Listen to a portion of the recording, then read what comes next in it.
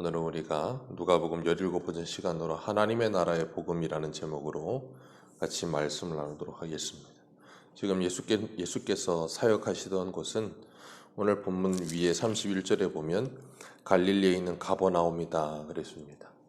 이 갈릴리 지역의 가장 큰 도시가 오늘날에는 디베랴라고 하는 곳인데, 이 예수님이 사역하시던 당시에는 가버나움이 가장 큰 항구 도시였습니다.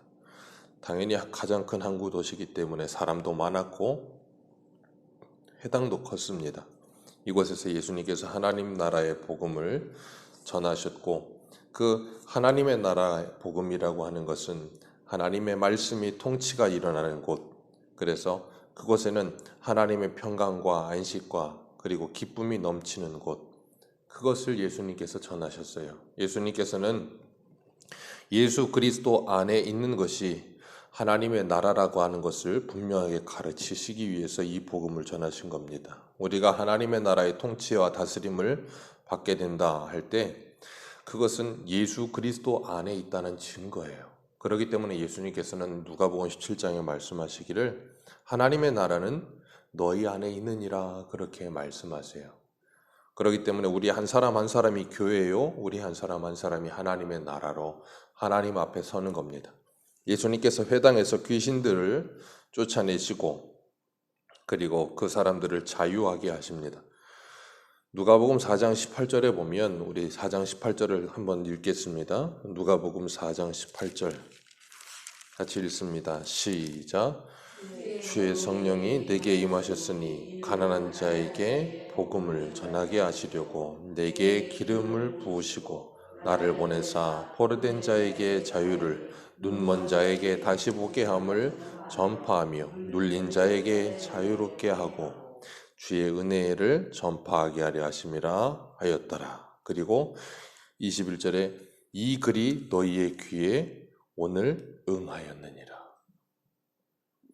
이 이사야에 예언하신 그 메시아가 오시면 하실 일에 대하여 그 은혜의 해가 바로 지금 너희에게 응하였다. 너희들에게 임하였다. 이 세상의 나라에 하나님의 나라가 뚫고 들어왔다. 그 예수 그리스도 하나님의 나라가 이 세상에 찾아왔다는 말이에요.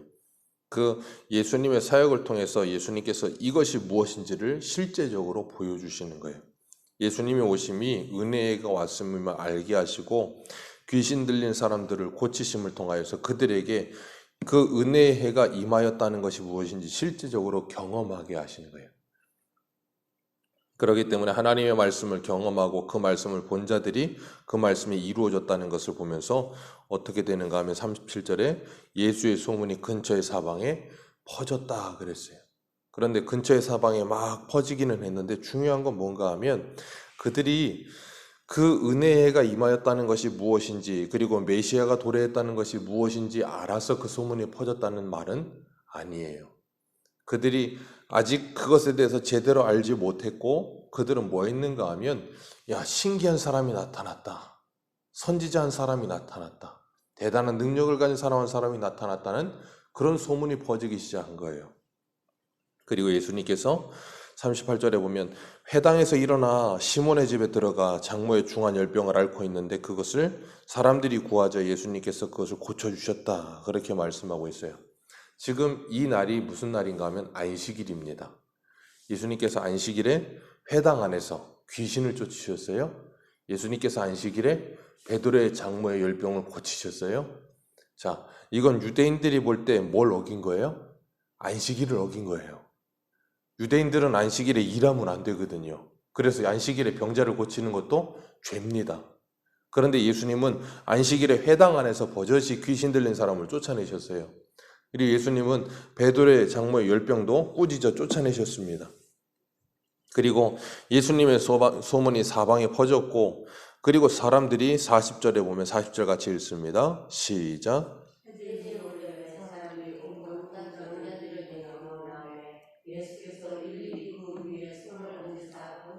아멘. 해질 무렵 그랬어요. 그러니까 지금 안식일에 해가 지고 난 무렵이에요. 그러면 뭐가 되는가 하면 안식일이 지나간 거예요. 그러니까 이 사람들이 뭐가 지나가기만을 기다려요? 안식일이 지나가기만을 기다리는 거예요. 왜? 안 그러고 그 전에 가면 뭘 어긴 게 돼요? 안식일을 어기는 죄를 짓게 돼버리는 거예요. 그러니까 이 사람들은 지금까지도 안식일을 지킨다고 하면서 뭐 하고 있는가 하면 율법주의에 머물러 있어가지고 날 지킴이라고 하는 것에 목숨을 걸고 사는 사람들인 거예요. 그러니까 예수님께서 찾아오셔서 뭐라 그랬어요? 인자는 안식일에도 주인이다. 나는 안식일의 주인이다. 그 말은 뭐예요? 안식일은 나를 위해 있는 거다라고 말씀하시는 거예요. 그러니까 참된 안식은 나를 지켜서 되는 것이 아니라 예수 그리스도 안에 있어야 참된 안식이 주어지는 것임을 지금 뭐 하시는 거냐면 보여주시는 거예요. 해당해서 병 들린 자, 귀신 들린 자를 고쳐주시는 걸 통해서 우리가 좀 아까 읽은 이 누가복음 4장 18절의 말씀처럼 그 은혜의 해가 임하였다. 그래서 참된 안식이 찾아왔다를 보여주시는 거예요. 그런데 그들은 그 의미를 알지 못하지요. 그러니까 예수님께서 또 뭐라 그러세요? 마가복음에서 안식일을 위하여 사람이 있는 것이 아니라 사람이 안식일을 위해 있는 것이 아니라 안식일이 사람을 위해서 있는 것이다. 그렇게 말씀하셨어요. 우리들은 참된 안식이 무엇인지를 분명히 알지 못하면 우리들도 이런 실수를 하기가 쉽습니다. 우리가 그러기 때문에 주님께서 우리에게 안식하도록 주의를 허락하신 것이 얼마나 큰 복인지 몰라요. 이 주의를 통하여 우리는 날마다 말씀을 듣고 그리고 뭐해요? 주일날 일하지 않고 그리고 우리가 주일날 온전히 예배를 드리며 주일날 또 뭐합니까? 어려운 이웃들을 돌아보고 신방하고 그리고 함께 교제하고 그 영의 활동을 해나가는 거예요. 그것을 통하여서 하나님의 나라에서의 참된 안식이 무엇인지를 알기 위한 배우는 삶을 사는 거예요. 그래서 우리를 창조하신 하나님, 우리를 구원하신 하나님, 그 하나님께 감사하는 나를 사는 거죠. 그렇게 우리가 참된 안식을 누리도록 예수님께서 이 땅에 찾아오신 거예요. 그리고 사람들이 병자들을 데리고 오고 귀신 들린 사람들을 데리고 오는데 다 내어 쫓습니다. 그런 귀신들이 나가면서 41절에 다 소리를 지르면서 뭐라 그래요? 당신은 하나님의 아들이니이다. 그리고 예수께서 꾸짖으사 그들의 말함을 허락지 아니하셨다 그랬어요. 왜 그런가 하면 그들이 예수가 누구신 줄 알았다는 거예요. 그리스도라는 걸 알았다는 거예요. 메시아라는 걸 알았다는 거예요. 그런데 그것을 말하지 못하게 뭐 하셨다고요? 꾸짖으셨다 그렇게 말씀하고 있어요. 왜 꾸짖으시는가 하면 예수님이 메시아라고 하는 것을 아직 드러내면 안 되는 거예요. 왜 그런가 하면 이들은 예수님이 메시아다 그래 버리면 어떻게 되는가 하면 억지로 예수님을 임금 삼으려고 들어요.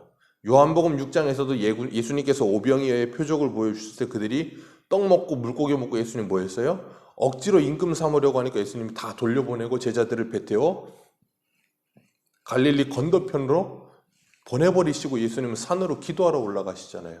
이유가 뭐예요? 나는 너희들이 원하는 그런 왕이 되기 위해 이 땅에 온 게 아니라는 거예요.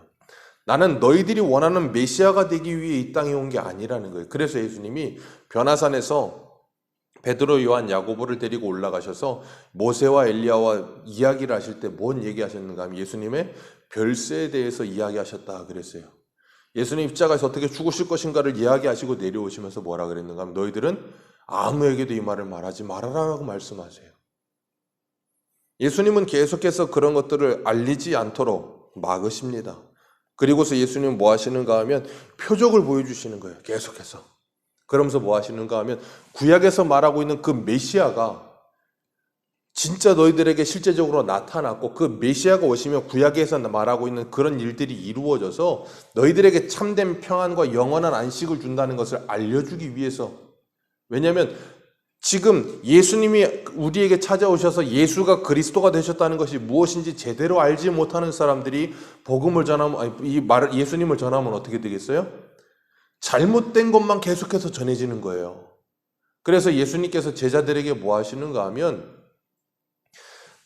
오순절 성령이 강림하시고 나서야 그들이 제대로 된 예수 그리스도를 증거하기 시작하잖아요.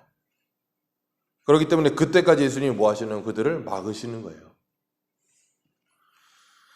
오늘 본문에는 나와 있지 않지만 예수님께서 이렇게 사역하신 이유, 병을 고치시고 귀신을 쫓아내시고 이 모든 일을 하셨던 이유가 마태복음 8장 17절에 나오는데 이는 선지자 이사야를 통하여 하신 말씀에 우리의 연약한 것을 친히 담당하시고 병을 짊어지셨도다 함을 이루려 하심이더라. 아멘.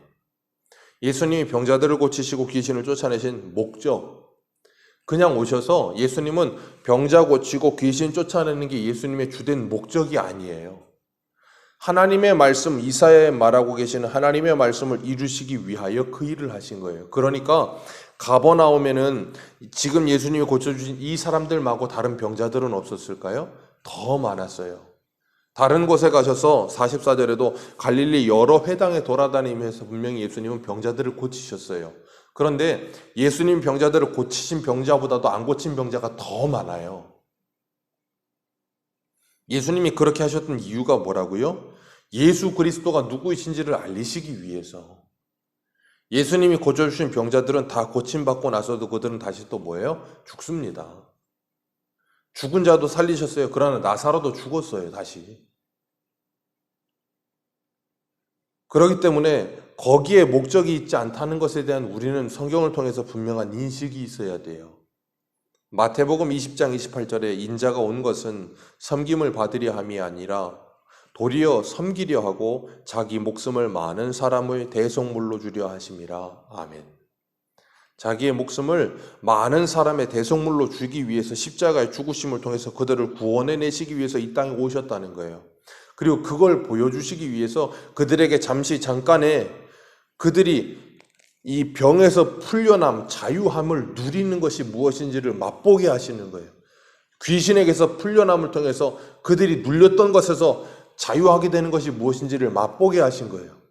그래서 예수님께서 세례 요한의 제자들이 와서 세례 요한의 감옥에 갇혔을 때 오실 그이가 당신입니까? 아니면 다른 일을 기다릴까요? 라고 질문하니까 예수님이 뭐라 그러셨어요? 너희들이 보고 들은 것을 세례 요한에게 가서 전하라. 그게 뭐였어요? 이사야 35장에 나오는 그 메시아가 오시면 일어날 일에 대하여 너희들이 지금 봤지 않냐? 이 역사가 이런 걸 봤지 않냐? 전해라. 그리고 나서 그들을 보내고 나서 사람들에게 뭐라 그래요? 누구든지 나로 인하여 실족하지 않는 자는 복이 있느니라 그렇게 말씀하세요. 그렇기 때문에 우리들은 잊지 말아야 될 것이 무엇인가 하면 예수님은 이 땅에 오셔서 모든 일을 행하시는 데 있어서 그 모든 일이 요한복음 5장에도 나오지만 하나님의 뜻을 이루시기 위한 것이지 자의로 모든 일을 행하신 게 없어요. 구약에 나오고 있는 메시아의 그 말씀을 모든 것을 성취하시기 위해 이 모든 일을 하신 거예요. 그리고 42절에 예수님께서 그들을 다 고치시고 난 후에 날이 밝을 때 한적한 곳으로 가셨다 그랬어요. 한적한 곳으로 가는데 무리들이 예수님을 간절히 찾습니다. 간절히 찾으면서 예수님을 만나서 뭐라 그래요? 자기들에게서 떠나시지 못하게 만류하며. 왜 떠나지 못하게 만류해요?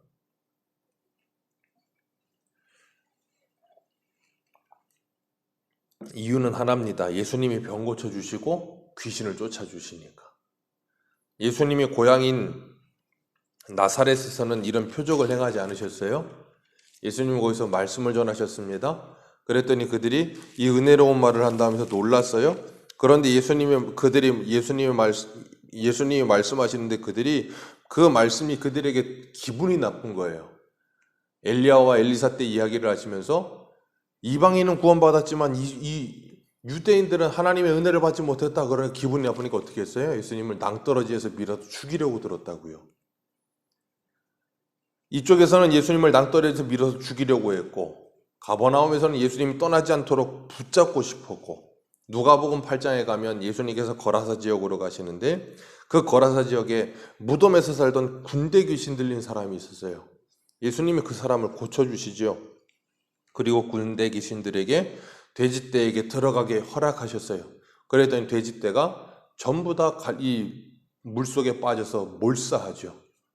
그리고 나서 그 마을 주민들이 와서 그 귀신 들렸다가 고침받은 사람을 보고 그 다음 예수님에게 하신 말씀이 뭐예요? 예수님에게 뭐를 말하지요? 우리의 마을에서 떠나시기를 구하니라. 제발 마을에서 떠나달라는 거예요. 왜요? 이유가 하나예요. 이 예수님의 고향이었던 나사렛에서 예수님을 밀쳐 낭떠러에서 죽이려고 하는 이유와 이 가버나움에서 예수님이 자기들을 떠나시지 못하도록 만류하는 이유와 그 거라사에서 예수님이 우리 마을에서 떠났으면 좋겠다고 하는 이유가 다 똑같아요. 그게 무슨 이유인가 하면 자기에게 유익이 되느냐 유익이 되지 않느냐의 이유예요. 예수님이 만약에 이 가버나움에서 병자를 고치고 귀신을 쫓지 않았으면 이 사람들이 이렇게 예수님을 애타게 찾았을까요? 아니에요.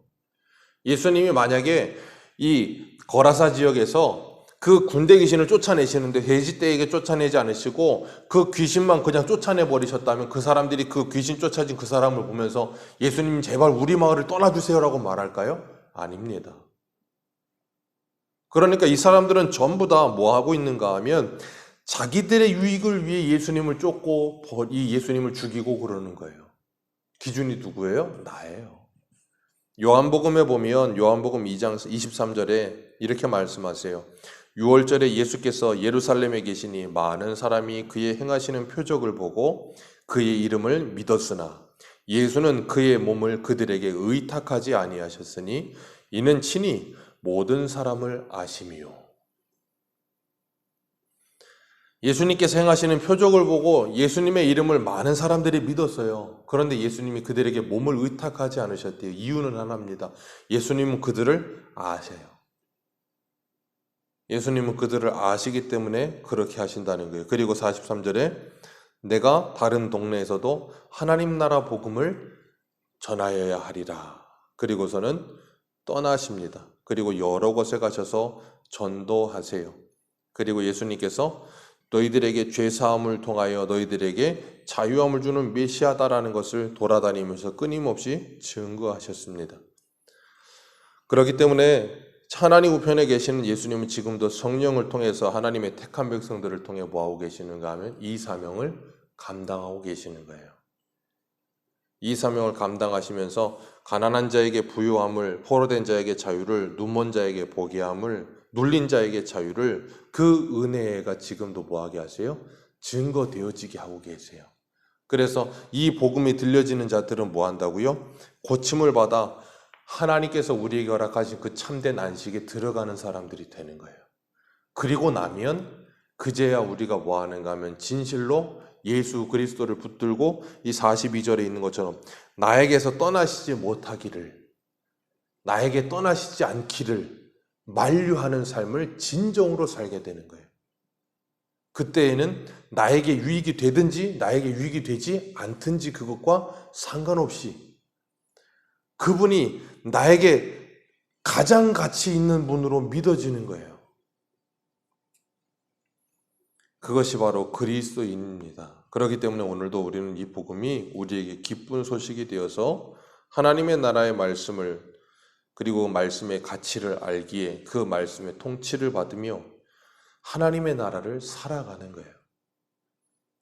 오늘도 나의 유익이나 나의 이익이 아닌 하나님의 영광을 위해 예수 그리스도를 따라가며 하나님의 나라가 내 안에 이루어지기를, 오늘도 한순간이라도 하나님의 말씀의 통치를 받으며 하나님의 영광을 위해 살아가기를, 그리고 하나님의 말씀이 내 삶을 통하여 내 주변에 있는 사람들에게 증거되어지기를, 그래서 그들이 그 묶여있던 삶에서 자유함을 얻게 되기를. 이 세상을 사는 사람들 보면 참 불쌍한 사람들이 참 많아요. 내가 보기에는 참 불쌍하고 참 묶여있고 어디인가 눌려있고 그래서 왜 저렇게 사나, 저러지 않아도 되는데 싶은 사람들이 얼마나 많아 몰라요. 그들에게 예수 그리스도를 증거하여 그 묶였던 것에서 풀어주고 눌려있는 것에서 자유를 줄 수 있는 것은 유일하게 하나님의 말씀 외에 없어요. 예수 그리스도 외에 없습니다. 우리가 이 예수 그리스도를 증거하며 정말 하나님의 영광을 드러낼 수 있는 복된 하루하루의 삶을 살아가시기를 주님의 이름으로 축복합니다. 기도하겠습니다.